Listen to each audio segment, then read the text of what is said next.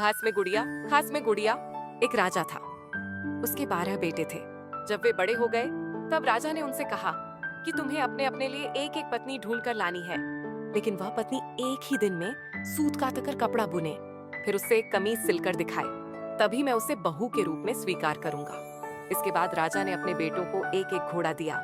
वे सभी अपनी अपनी पत्नी खोजने निकल पड़े। कुछ ही दूर गए थे कि उन्होंने आपस में कहा कि वे अपने छोटे भाई को साथ नहीं ले जाएंगे। 11 भाई अपने छोटे भाई को अकेला छोड़कर चले गए। वह रास्ते में सोचने लगा कि वह आगे जाए या लौट जाए। उसका चेहरा उतर गया था। वह घोड़े से उतरकर घास पर बैठ गया और रोने लगा। रोते रोते अचानक चौंक गया। उसके सामने की घास हिली और कोई सफेद चीज उसकी ओर आने लगी। जब वह चीज राजकुमार के पास आई तो उसे एक नन्ही सी लड़की दिखाई दी। उसने कहा, मैं छोटी सी गुड़िया हूँ, यहाँ घास पर ही रहती हूँ, तुम यहाँ क्यों आए हो? राजकुमार ने अपने बड़े भाइयों के बारे में बताया। उसने अपने पिता की शर्त के बारे में भी बताया। फिर उसने गुड़िया से पूछा, क्या तुम एक दिन में सूत काटकर कपड़ा बुनकर एक कमीज सिल सकती हो? अगर यह कर दोगी तो मैं तुमसे शादी कर लूंगा। मैं अपने भाइयों के दुर्व्यवहारों के कारण आगे नहीं जाना चाहता।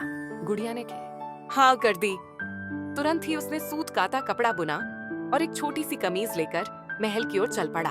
जब वह महल में पहुंचा तो उसे शर्म आ रही थी क्योंकि कमीज बहुत छोटी थी। फिर भी राजा ने उसे विवाह करने की अनुमति दे दी। राजकुमार गुड़िया को लेने चल पड़ा। जब वह घास पर बैठी गुड़िया के पास पहुंचा तो उसने गुड़िया से घोड़े पर बैठने को कहा। गुड़िया ने कहा, मैं तो अपने 2 चूहों के पीछे चांदी की चम्मच बांधकर उसमें बैठकर जाऊंगी। राजकुमाया